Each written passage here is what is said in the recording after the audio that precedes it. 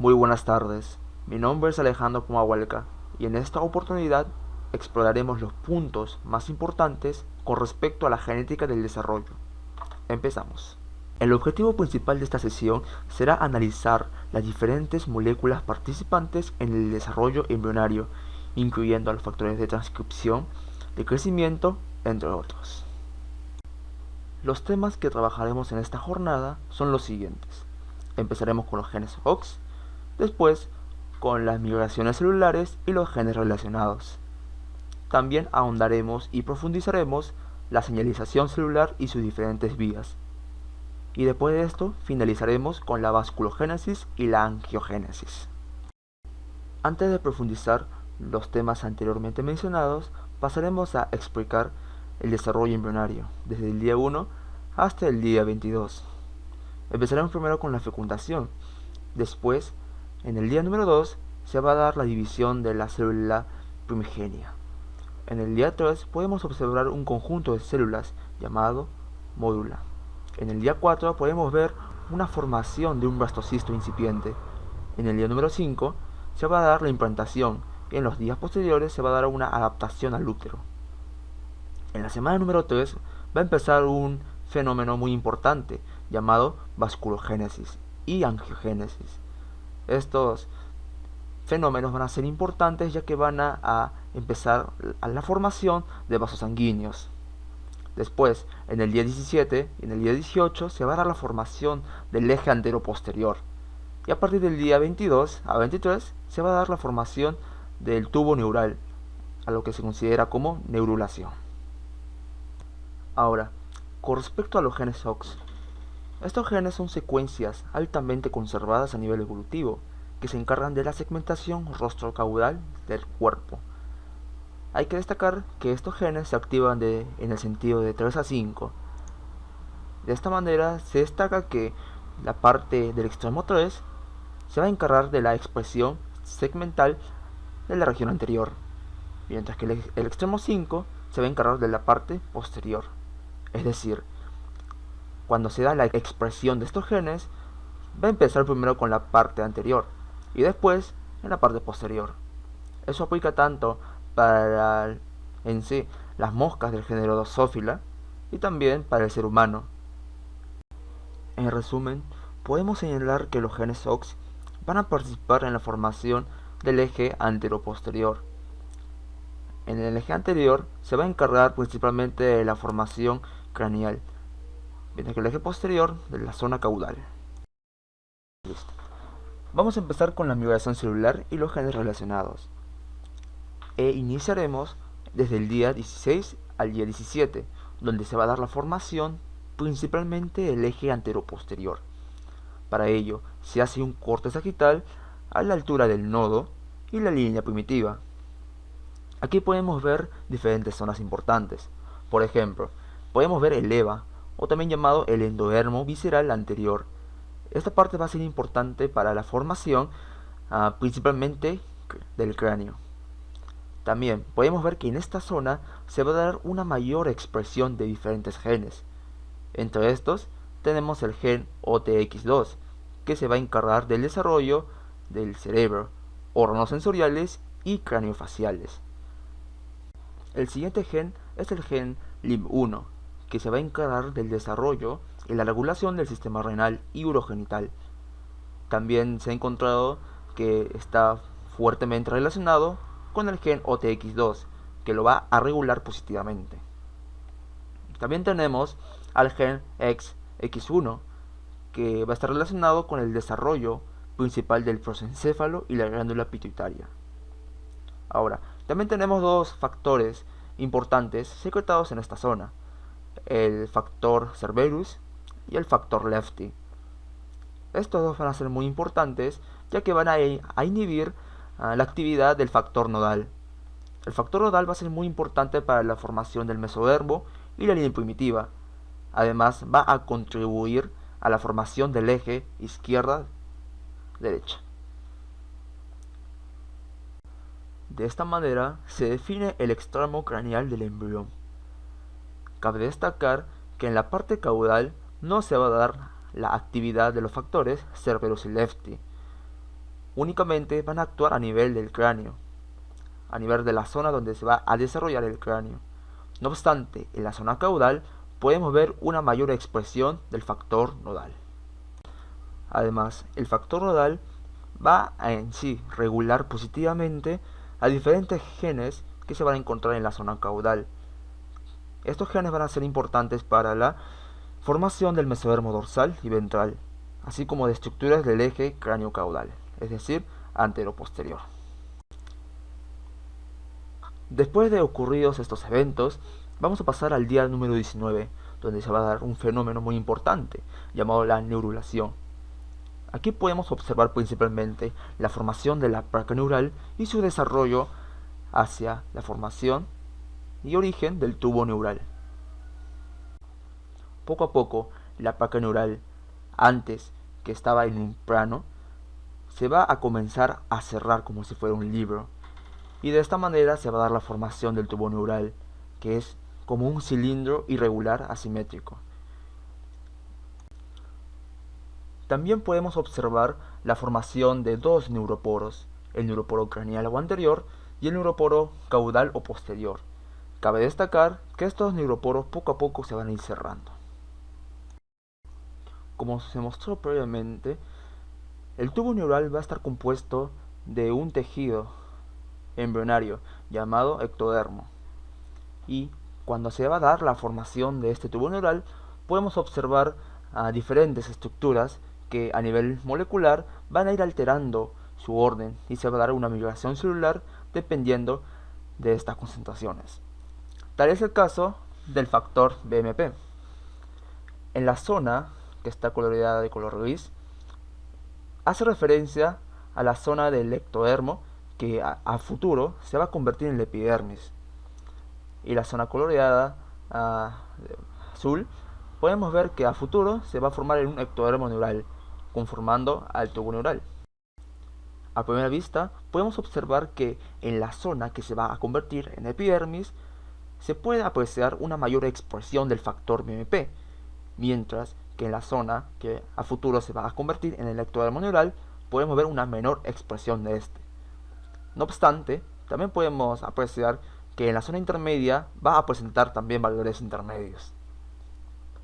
Ahora, lo más destacable aquí es que junto con estos valores intermedios de la zona intermedia y estos factores, los factores de crecimiento de los fibroblastos, y junto con el factor BWNT, van a dar paso a la formación de un borde que separe, aquí está, la placa neural con el resto del ectodermo. Aquí podemos ver ya una formación, una transición más notable. Ahora, estos tres factores que hemos mencionado anteriormente van a ser importantes para la activación y para el aumento de la expresión del gen PAX3. ¿Y qué es lo que va a permitir este gen? Va a dar paso a lo siguiente. Se va a dar la formación de las células de la cresta neural, y lo hace mediante la expresión de los factores de transcripción Snail y FOXD3. Por consiguiente, podemos observar a las células de la cresta neural diferenciadas de la placa neural, que poco a poco van a dar paso a la formación del tubo neural. Para finalizar, la cresta neural, una vez que se ha cerrado completamente el tubo neural, y cuando se da este proceso, va a dar paso a la creación de los derivados de la cresta neural. Por ejemplo, va a originar a los odontoblastos, a la dermis de la cara y el cuello, a los melanocitos, entre otras. Ahora, con respecto a la señalización celular, podemos destacar los siguientes elementos: las moléculas de señalización y las vías de señalización. Las moléculas de señalización son las siguientes: los factores de crecimiento de fibroblastos, como se mencionó anteriormente, las proteínas Hedgehog, que van a estar involucradas en la vía de su mismo nombre, las proteínas BWNT y la superfamilia proteica TGF-beta. Ahora, las vías de señalización van a ser las siguientes, y estas son las más importantes. Tenemos la vía de Sonic Hedgehog, la vía Notch y la vía de la polaridad celular planar, o la PSP. Empezaremos con la vía de Sonic Hedgehog. Lo importante aquí es que vamos a presentar dos proteínas transmembrana, la proteína Patch y la proteína Smoothen. Lo que va a pasar aquí es que la proteína Patch va a inhibir la actividad de la proteína Smoothen. Esta proteína va a estar relacionada con la actividad del complejo GLI. Ahora, ¿qué es lo que hace la proteína Hedgehog? Una vez que se sintetiza y, posteriormente es glucosilada, podemos ver que sale secretada de la célula. Aquí está. Podemos ver que es liberada desde la superficie celular por acción de un producto DSP. Ahora, con respecto a esta proteína, va a acoplarse a la estructura de Patch. Y de esta manera, la proteína Smoothen puede realizar su actividad activando al complejo GLI. Y de esta manera puede acoplarse a la estructura de ADN, donde va a regular ciertos genes.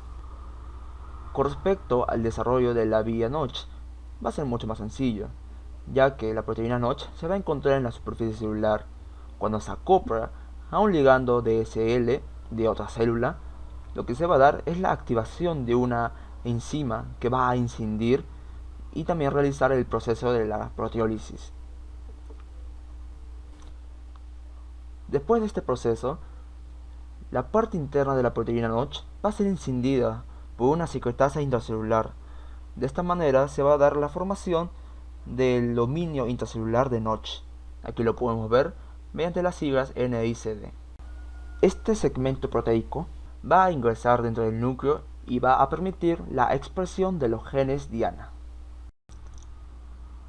Ahora daremos paso a la vía de la extensión convergente, o también llamada vía de la polaridad celular planar. Esta vía va a ser muy importante ya que va a permitir la formación de las células de la cresta neural. Podemos apreciar que mediante una proteína BWNT va a acoplarse a la proteína transmembrana FZ. Junto con otras proteínas transmembrana van a dar paso a la activación de las quinasas RO y RAC. Estas quinasas van a ser muy importantes para la modificación del citoesqueleto celular, y de esta manera se puede dar el caso de la elongación y la transformación o el cambio de forma de las células. Como información adicional, podemos agregar a la vía del receptor de la tirosina quinasa, que va a estar fuertemente relacionada con los factores de crecimiento de fibroblastos, y también a la vía dominada por proteínas SMAD, que está relacionada con las proteínas de la familia TGF-beta. Para finalizar, tenemos el proceso de la vasculogénesis y la angiogénesis. Como el ectodermo está relacionado a la formación del tubo neural, las células mesodérmicas van a estar fuertemente relacionadas a la formación de los vasos sanguíneos. Ahora, pasamos a lo siguiente. Las células mesodérmicas, cuando se encuentran en contacto con FGF2, es decir, el factor de crecimiento de fibroblastos número 2, entra en contacto con los receptores de las células mesodérmicas, aquí está, va a dar paso a la formación de hemangioblastos. Y de esta manera se va a dar el origen de los islotes sanguíneos. Una vez que las células mesodérmicas circundantes secretan el factor de crecimiento endotelial vascular y ésta se acopla a los receptores de los hemangioblastos, va a dar paso a la formación del tubo sanguíneo.